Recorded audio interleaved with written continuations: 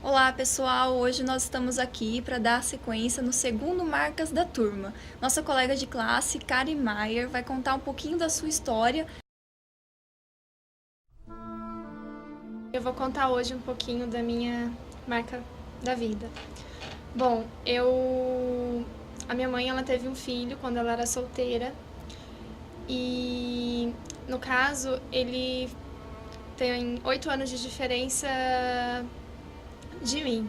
Ele cresceu comigo, no caso a gente foi criado juntos porque ele não veio a conhecer o pai dele quando criança. Então quem criou ele foi o meu pai. E então sempre a gente foi bem próximo. Meu irmão, quando ele entrou na adolescência, ele ficou um pouco rebelde. E nessa rebeldia, ele a sair de casa e ele começou o trabalho para minha mãe. E com consequência, ela começou a sofrer muito por isso. Como qualquer jovem rebelde, né, ele acabou entrando nas drogas. E o meu irmão, ele começou na maconha e ele usou maconha por muito tempo. E sempre assim, como ele sempre, que esse negócio de drogas, ele nunca teve uma estabilidade, ele não queria estudar, ele trabalhava e, tipo, 2 dias e não ia mais trabalhar, então nunca teve um trabalho fixo, sempre vinha, às vezes ele, nessa época, assim, de 16, 17 anos, ele ficou pulando, assim, ele morava com a minha avó, às vezes ficava morando com a minha tia, às vezes morava com a gente, e sempre dava muito trabalho.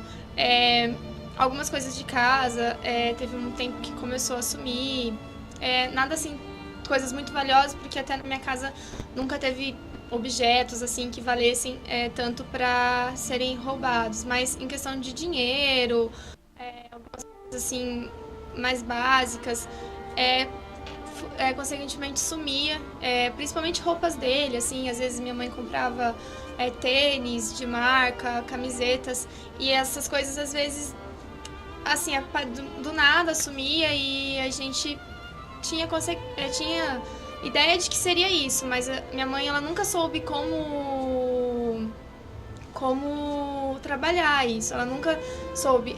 A única coisa que eu lembro da minha mãe, assim, que ela orava muito quando eu era pequena, pelo meu irmão, assim. Pequena que eu digo, assim, tinha 11, 10 anos.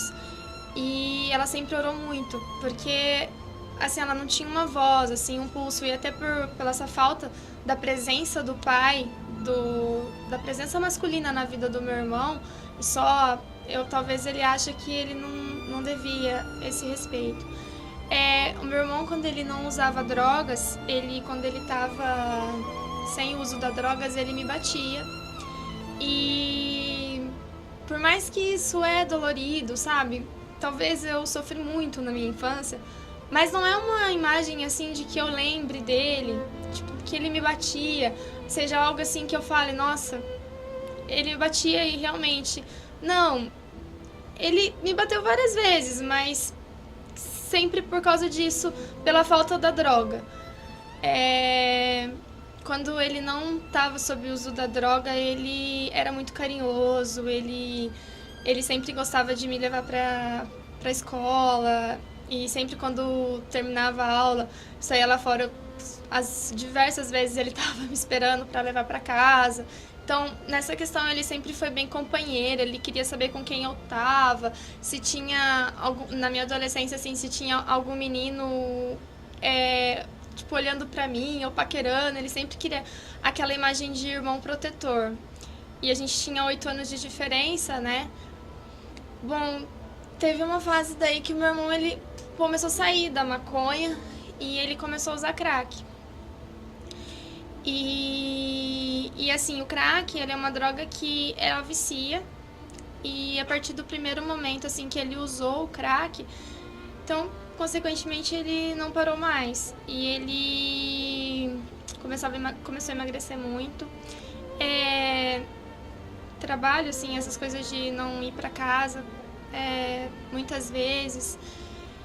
E Eu não sei o porquê ou o que aconteceu, mas um dia ele saiu de casa e falou pro meu pai assim: você deixa a porta aberta que eu vou chegar mais tarde. E assim foi. Meu pai falou assim: não, tudo bem. E a gente morava em apartamentos. E eu dormia na vizinha. Às vezes porque ela ia pra faculdade, ela tinha uma filha pequena, então ela falava assim pra mim dormir com a filha dela até ela chegar da faculdade à noite. E aí no outro dia de manhã eu levantei, era bem cedo, era 7 horas. E aí eu fui pra casa e eu cheguei em casa, minha mãe tava arrumando as coisas do café. Daí eu falei assim: cadê o Ricardo? Aí ela falou assim: seu irmão não dormiu em casa hoje. Daí deu assim uma sensação estranha, porque nessa mesma noite eu tinha passado mal à noite. Eu levantei 2 vezes pra vomitar. E aí por isso que até eu levantei bem cedo, porque eu fui pra casa porque eu queria tomar alguma coisa, pra minha mãe me dar alguma coisa, porque eu não tava muito bem do estômago. E nisso desceu, a gente trabalhava com autoescola, e aí tinha uma instrutora, ela era enfermeira, e ela entrou em casa e falou assim: Elvira, eu preciso que você venha comigo. Eu preciso ir fazer um negócio, eu quero que você vá comigo. E aí ela saiu, ela levou minha mãe, me deixou em casa. E aí eu fiquei em casa, eu fui deitar. E aí meu pai chegou, aí ele falou assim: eu tenho uma coisa pra te contar. Daí eu falei assim: o que aconteceu? Aí ele falou assim: o seu irmão, ele foi embora. Daí eu falei assim: como assim ele foi embora? Não despediu nada? Pra onde ele foi? Até como a gente não morava em Maringá, eu falei assim: ué, ele foi pra Maringá e não falou? Ele vai voltar? Não, ele foi pra nunca mais voltar. Aí quando ele falou isso, eu senti um baque. Ele falou assim: seu irmão morreu. E assim, meu irmão morreu, eu tinha 15 anos. E não foi fácil, porque nesse mesmo momento que eu tava chorando, desesperada na minha casa, ele se suicidou. E o suicídio dele foi dentro de um micro-ônibus da autoescola com a qual a gente trabalhava. Ele era atleta, ele jogava vôlei. Ele tinha 1,96 m, 1,97 m, e ele se enforcou dentro de um micro-ônibus com a cinta dele. Então, não sei como explicar como que conseguiu algo assim. Por ser um suicídio e a cidade ser pequena, a polícia começava a entrar na minha casa e começava a fazer perguntas do tipo: por quê? Se a gente sabia de alguma coisa. E aí ele foi... isso foi constantemente, até durante uma semana após a morte dele. Ainda tinha aquela presença de investigação para saber se tinha sido realmente um suicídio da parte dele ou se tinha alguma coisa mais envolvida.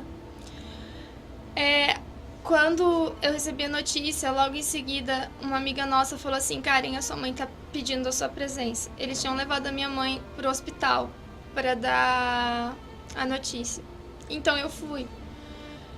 E assim, a cena mais marcante da minha vida, a cena mais triste da minha vida, foi de chegar no hospital, ver a minha mãe dopada numa maca e gritando. Essa é a cena da qual, se eu lembro hoje, eu sofro muito. Porque a minha mãe gritava e ela me abraçava e ela falava assim: seu irmão, seu irmão. E eu não conseguia, no momento assim, eu não conseguia ter força, porque ela gritava e assim, eu achava que ia estourar o meu ouvido de tanto que ela gritava e ela me segurava.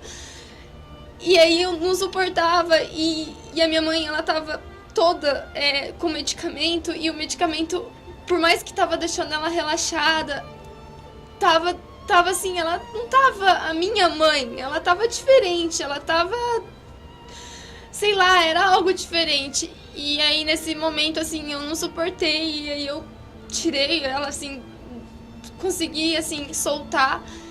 E aí eu fui pro corredor do hospital e sentei e comecei a chorar. Porque aquele momento ali, assim, no hospital, foi que a ficha caiu e que eu falei assim, meu irmão morreu. E eu não vou ver mais o meu irmão. Sabe, pra mim é muito marcante porque eu sou filha única agora. E o meu irmão, ele... Pra minha mãe, foi uma perda lastimável, porque não é fácil perder um filho. E aí tem muito daquela coisa dela se apegar muito a mim hoje, como filha, de ter uma preocupação extrema, de querer saber tudo que eu tô fazendo, aonde eu tô, com quem eu tô. Tipo, se eu não acordei bem, qualquer coisa, se eu tive uma dor de cabeça. Então, ela tem aquele cuidado. E após isso, minha mãe sofreu de depressão, tomou medicamentos. Teve vários, assim, problemas psicológicos que ela teve que enfrentar. Agora em dezembro tá fazendo 8 anos que ele veio a falecer. Ele tinha a minha idade hoje, 23 anos, que é a idade que eu tô. E eu perdi o meu irmão pelas drogas. Então, se a gente acha que não pode, pode sim. A gente não sabe o motivo pelo qual ele chegou ao suicídio. Se ele estava devendo muito e se ameaçaram para ele a família dele, da qual foi algumas hipóteses levantadas depois pela investigação, de que ele estava devendo e de que teriam ameaçado, porque um pouco antes dele fazer isso, ele me levava todos os dias para a escola e me buscava, e até teve um dia no qual eu tive aula vaga, que era normal acontecer, e aí eu saí e fiquei na praça, porque tinha uma praça na frente da escola, e aí ele chegou assim, ele falou assim, o que você tá fazendo aqui? Aí eu falei assim, tive aula vaga, eu tô aqui. E assim, depois de que tudo aconteceu, a gente começou a imaginar de que talvez ele ia mesmo, me levava e me buscava, que era uma forma dele de me proteger. Eu não sei, mas eu perdi o meu irmão pelas drogas. E isso hoje me deixa muito triste, porque na época eu era muito nova e eu não sabia como eu podia ajudar ele. Hoje, talvez, se fosse hoje, talvez eu conseguiria ajudar e não perderia o meu irmão.